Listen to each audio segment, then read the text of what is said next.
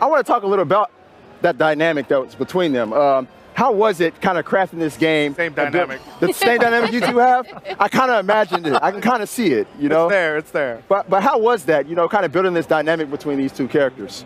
Well, we started with the dynamic, right? When we found Chloe Frazer as the character that we wanted to pursue, we thought about, you know, who to pair her up with. Yeah. The one that created the most conflict and therefore growth would have been Nadine Ross, right? This ex-paramilitary leader of Shoreline. Yeah. I mean, and the personalities couldn't be further apart. You have the enigmatic Chloe Frazer, hustler, wheeling, dealing, always backing out when it gets too tough. And right. then the pragmatic, militant leader, Nadine Ross. It was perfect. Yeah, I mean, when I first read that, I was like, oh, wait a minute. Chloe is like impulsive, and Nadine is so like calm and collected. I was like, and we're going to talk about teamwork, and they're going to solve this adventure together? Are we sure that's going to work out? Yeah, that's it. That's exactly the question. Yeah. Right. So another thing we saw in that trailer is you guys revealed who the villain is in the game. And it's somebody that a lot of people might not have known about. I think Die Hard Uncharted fans might know who this is. Could you explain who that is, though? The villain? The villain. Well, the villain's Asav. Asav is this insurgent leader who's basically, you know, creating turmoil in India right now. And he also has entitlement to these lands, at least he thinks he does. There's two factions of the old empire, the old kings and the new king, which was a more progressive king.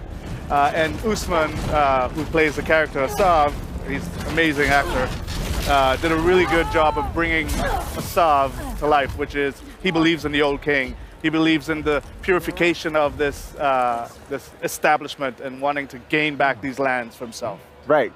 These zealots, man, I swear, they just want everything to be their way. Right. All right, so, and that eventually forces Chloe and Nadine to join forces, if I'm not mistaken, right? Yeah, well, they're after the Tusk of Ganesh, which is you know, we always base our Uncharted on some seed of, you know, history. So the Hoysala Empire, which is a real thing, and we Unchartedify you know, the ruins and bring a little, you know, there's like such a rich cultural history in India, and we blow it up to, you know, to 11, you know, these giant statues of Ganesh that you see in the trailer, and so the setting just is everything Uncharted is there, and we have, you know, the Jeep is back. Chloe's the best driver in the business, so she's there, and we're pushing on exploration a little more in this game, kind of evolving it from the past games and just providing more player choice throughout. And nice. Yeah. Other than the statues of Ganesh, are you guys going to get into any Hindu mythology, given like the vastness of that situation? Well, these are archaeological sites. I have to say this, right? Because that's true. These are ruins of the great Hoysala Empire, right? And we did a lot of research to ensure that we, you know, respect the, you know, the religion. There are thousands of people, hundreds of thousands of people, if not millions, that still practice Hinduism avidly, daily. So we wanted to approach this thing with respect, reverence, but at the same time in context of a game.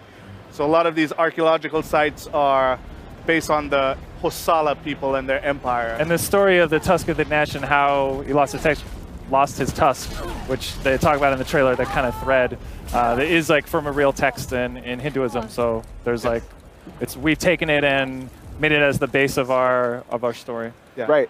I really like how you guys always dig into the intricate history of these settings and of these cultures before you implement them into the games. It's always astounding to me. So I want to talk a little bit about the fact that this is the first Uncharted expansion, standalone expansion in history. You guys have never really done anything like this. What led you to this point right here? Well, we explored many storylines. After we finished the Nathan Drake story, right, we were done with Nathan Drake. We were done. Oh. We wrapped it up. Broke her heart. Right. Broke her heart, right. man. My boyfriend's gone. It's fine. No, I'm very excited for this one. Yeah, well, we explored many different, because we have such a vast cast to pull from. We went down a few different storylines. We went through the Sullivan storyline. Even Cutter came back up. Yeah. And we were messing around. We were talking about that. We want to talk more about Cutter before this. We're going to. But, you know, the Chloe story just kept jumping back out at us. It was, you know, she's such a self-preservationist. She's, you know, always like bailing out at the last minute. Right. You know, And she was just an intriguing Survivor. character. Exactly. Yeah. She's a survivor. And we wanted to see how, just putting her up with someone like Nadine, if Chloe was the showrunner, if this was her job, Right. how would she fare? What would she stand to lose now that she has everything to lose? Right. Would she go all the distance? Would she complete the task? So these were the questions we started with that led to the Right. Lost Legacy. That's the one similarity I can see between the both of them. Is they're both kind of survivors. I kind of got that vibe from Nadine in Uncharted 4. Yeah. The way she was, you could tell she really didn't like Wraith, but she was working with them because Yeah. it was for her betterment, Of course. And it was kind of the same thing with Chloe and Drake in Uncharted 2. So I really like that. Yeah. All right, so I'm a big multiplayer fan.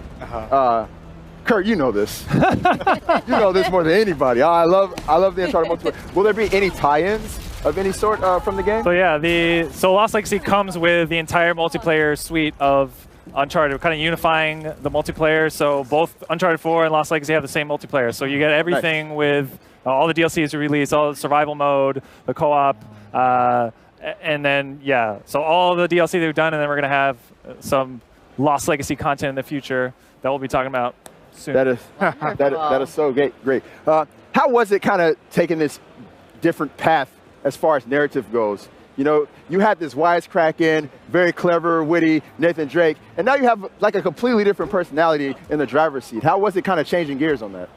I mean, we built the game around Chloe. So, the tone of the game reflects her state of mind and where she goes, the arc that we're going to be pushing. It's a little grounded, a little more grounded, maybe even darker at times, but it's still fun, still has that sense of wonder and Chloe adventure. in the end is a fun character. Yes. Right. That's why we like her. Yes. So she fits the Uncharted, the main character being a fun character is an Uncharted thing. So it fits right in. Now I gotta ask, since Chloe is there, does that mean there's gonna be a lot more driving in this one? Because I gotta say, in Uncharted 4, I didn't do so well with those driving scenes. There's driving. There's more driving. That was good. You really don't like driving sequences. So I know this. I do know not like this. driving sequences. You guys are trolling Meredith. There's parts. Yeah, we're trying to provide a lot of different options to the player. So there's parts where you drive, but there's also a lot of encounters you can engage or not engage with. We have a lot more stealth options and silence weapons, and the lock picking is a Silence weapons. That's kind of new, right? Yeah. So you can lockpick. Picking and is new as well. Nice. Open a That's crate. cool. Yeah. So It's literally the sum of all our Uncharted. We're building on the foundations that we have and known all throughout Uncharted.